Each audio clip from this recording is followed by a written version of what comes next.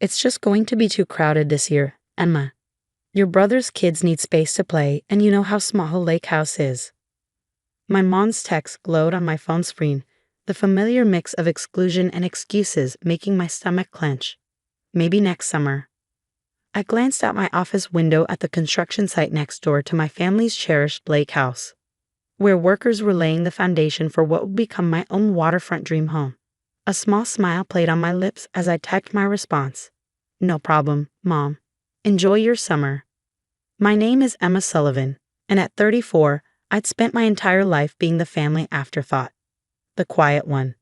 The responsible one. The one who could always be counted on to understand when she wasn't wanted. While my younger brother Marcus and his wife Olivia paraded their perfect family around like a circus act, I was the single career woman who wouldn't appreciate family gatherings anyway. What they didn't know was that 6 months ago, my grandmother Eleanor had left me a secret inheritance, one that would change everything. Are you sure about this, Emma? Gran had asked during our last private lunch together, sliding an envelope across the table. The lakefront property next to your parents' house, it's yours if you want it. I never told them I bought it 30 years ago, been paying the taxes quietly ever since. I'd stared at her, confused. But why keep it a secret? Bran's eyes had twinkled with mischief. Because I saw how they treated you, dear. How they always push you aside for Marcus. I wanted you to have something that was just yours. Something they couldn't take away or diminish. Now, watching the construction crew work, I remembered every summer spent at that lake house, every time I was told to give up my room for Marcus's family. Every holiday I was asked to stay home because space was tight. The property Gran left me was twice the size of my parents' lot, with better views and private beach access. My phone buzzed again. Another text from Mom. I knew you'd understand, honey. Marcus's twins need the extra bedroom this year, and Olivia's expecting again. We have to make space for the nursery. I set my phone down without responding and walked out to meet with Carlo, my architect. How's everything progressing? I asked, surveying the site. Perfectly on schedule, Miss Sullivan. The foundation will be done next week, and then we start on the frame. By midsummer, you'll have the most beautiful house on the lake. I smiled, imagining my family's faces when they realized what was happening. They'd been so wrapped up in Marcus's life that they hadn't even noticed the construction next door. Mom and Dad barely spent time at the lake house outside of summer anyway. And Marcus was too busy with his perfect life in the city to pay attention. That evening, as I sat on my temporary rental property's deck overlooking the lake, my phone rang. It was Marcus. Hey sis, Mom told me you're skipping the lake house this summer. You sure? The twins have been asking about their Aunt Emma. The guilt trip. Classic Marcus. I'm sure, I replied calmly. I've got some projects to focus on this summer. You work too hard, Em. You should really try to have some fun sometimes. Start a family of your own. I watched a construction truck pull up to my lot, delivering materials for tomorrow. Oh, don't worry about me, Marcus. I'm building something special. Whatever you say, sis. Hey, since you're not using your room this summer, mind if we store the twins' toys there? Olivia's bringing basically their entire playroom. Go ahead, I said, my smile growing wider. Use whatever you need. After hanging up, I walked down to the edge of my property and looked at my parents' lake house next door. The worn dock needed repairs, the paint was fading, and the garden hadn't been tended in years. They'd been so busy accommodating Marcus and his family that they'd let the place fall into disrepair.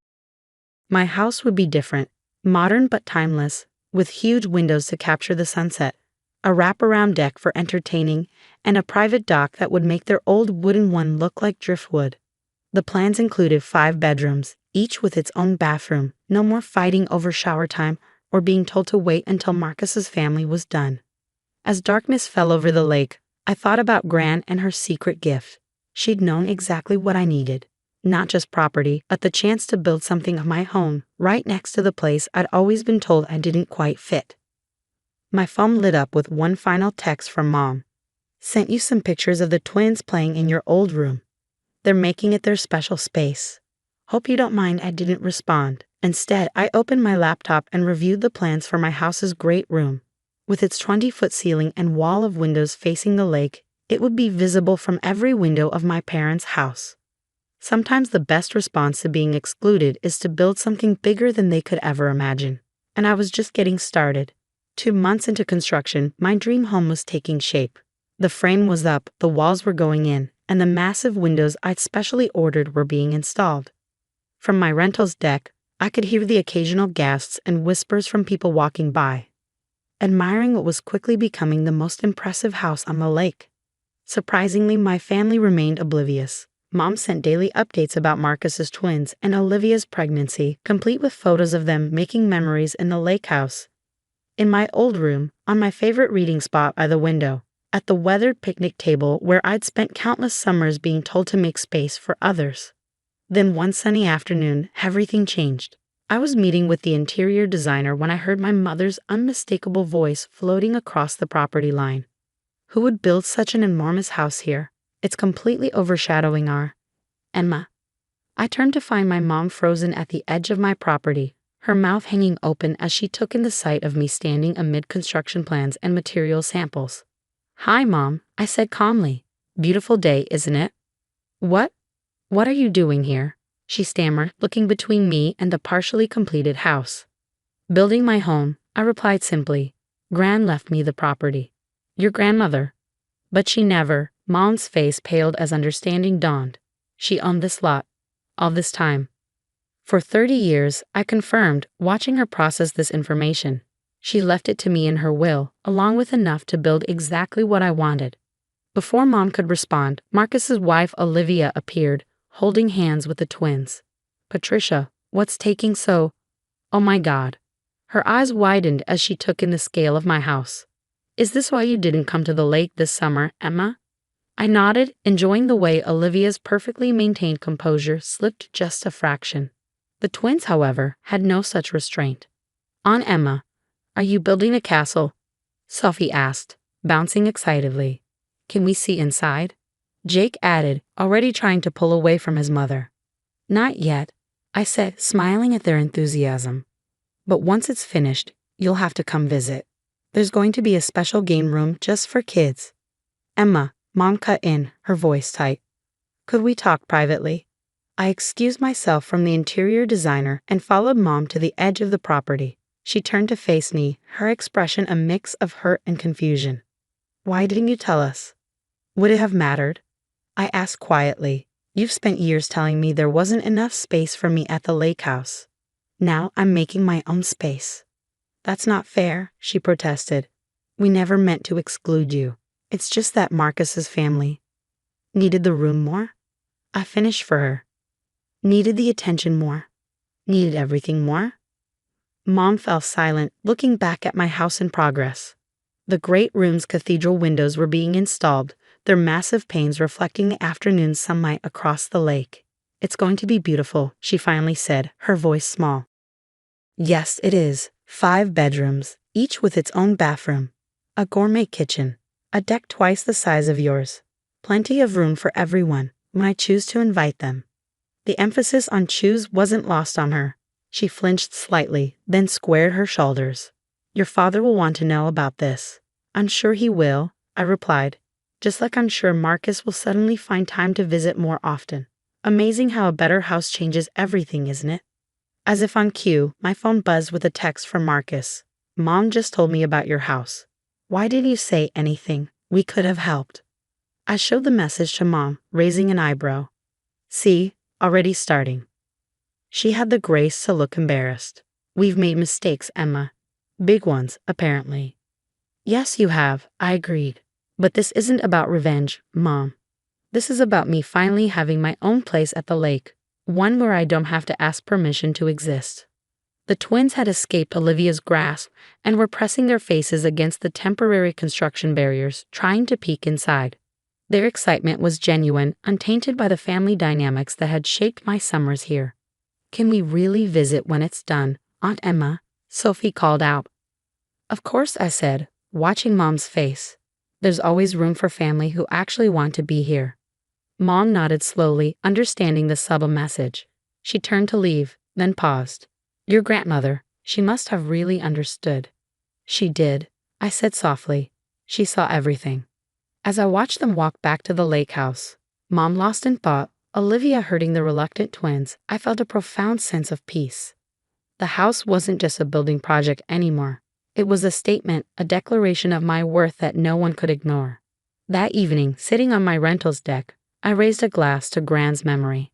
"Thank you," I whispered to the sunset, "for giving me the chance to build something bigger than their expectations." My phone buzzed again. Dad this time. "We need to talk about this house situation." I smiled and set the phone aside without responding. The time for talking was over. Now it was time to build. Late August brought the final touches to my lakefront masterpiece. The landscaping was complete, creating a lush, natural barrier between my property and my parents' weathered lake house. My modern dock extended further into the water than theirs, with a covered boat slip and a sun deck that caught the last golden rays of summer. The contrast between the two properties couldn't have been more striking. As my furniture was being delivered, I noticed increased activity next door. Mom was frantically weeding the long-neglected garden, Dad had hired someone to repair their dock, and Marcus had shown up unexpectedly with his family, the first time he'd ever visited the lake house outside of their scheduled summer stay. "Emma," he called out, jogging over to my property line. "The house looks incredible." "Listen, Olivia," and I were thinking. "No," I said simply, not letting him finish. "You don't even know what I was going to say," he protested.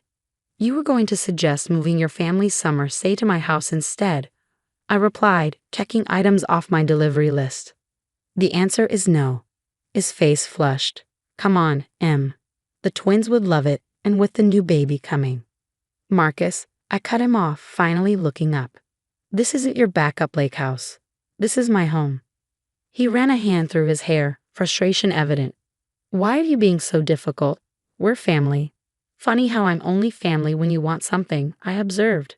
Where was this family spirit all those summers I was told to stay away? Before he could respond, Dad appeared behind him. "Everything okay here?" "Perfect," I said, turning back to my clipboard. Marcus was just leaving. That evening, as I arranged furniture in my great room, watching the sunset paint the lake in brilliant oranges and pinks through my wall of windows, Mom appeared at my front door. "Can I come in?" she asked tentatively. I nodded, continuing to adjust a cushion on my oversized sectional. She walked in slowly, taking in the soaring ceilings, the gleaming hardwood floors, the state-of-the-art kitchen visible through the open floor plan.